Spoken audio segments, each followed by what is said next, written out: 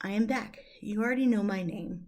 So I've started a podcast app and I'm going to put what I have already recorded on this podcast, and it's called Charging Republican. And I'm going to put some of these episodes here on my YouTube channel. So the first one is called the NFL and National Anthem. Oh, say, can you see? Here are my points on this issue. People say that Colin Kaepernick is a social justice warrior and started the movement to kneel because he was concerned about police brutality and killing. Supposedly, black human beings who in the blind eyes of family and friends, seen as upstanding but are a disappointment to them and society. Not true. So here we go.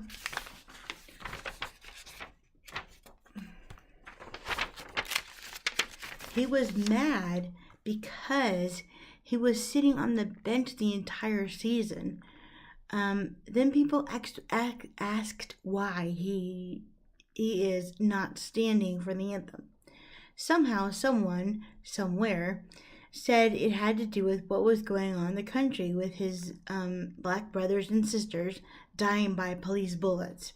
He rejected learning about what it is like for him to be black. His parents adopted, and they tried. They brought him, and his parents were white parents who adopted him because apparently his biological mother and his father didn't really want him. I don't, so, but his adoptive parents tried to, they brought him to black, neighborhoods and said, this is, your culture, but he didn't, he rejected it. So, and actually he was tired of sitting, so he asked a teammate, a Green Beret actually, in the service, and he suggested the knee.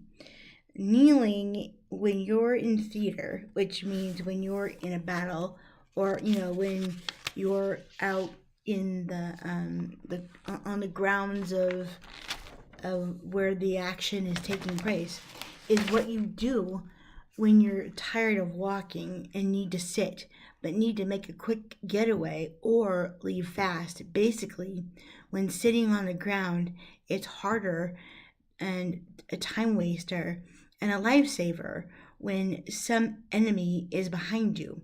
Try sitting on a ground and see how long it takes you to get up and run as fast as you can.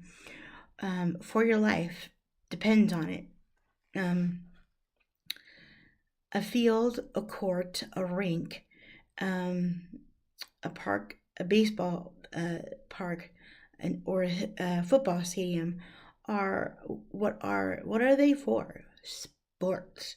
To run, skate, to forget what is troubling us. The anthem in 1814, Sir Francis Scott Key. If you can't comprehend why we sing it before the game, then you shouldn't play and kneel on the grounds, on the grass, which is not a political stage. The difference between a stage and an athletic field is one. A stage is made of wood, and actors walk across, dance, and sing and recite lines on it. A field as grass is earth. You can run on it, run down it, and throwing, catching a ball. Before I end this podcast, or actually not this podcast, this video, I will tell you about why the national anthem is important to honor and stand for it. The year was 1814, and our nation, being only 16 years in existence, had been dragged into war once again by England the plan was to burn the Capitol in Washington and invade New England and capture Baltimore. They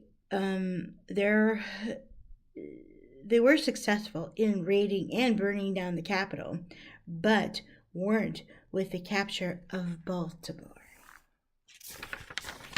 The British sent a mass fleet of ships and soldiers to Sea Harbor, Baltimore by sea, but they were met with the force of men who were determined to defend what freedom and liberty they had fought for in 1775 and 1783. While the fight was going on, there was a ship. This was idle in the harbor. On the ship, a man was being held, a lawyer named Francis Scott Key. He wrote the words, not the tune, that was from a song called To Beneath in Heaven. The lyrics were slammed by the abolitionists. They changed the words to Land of the Free and Home of the Oppressed.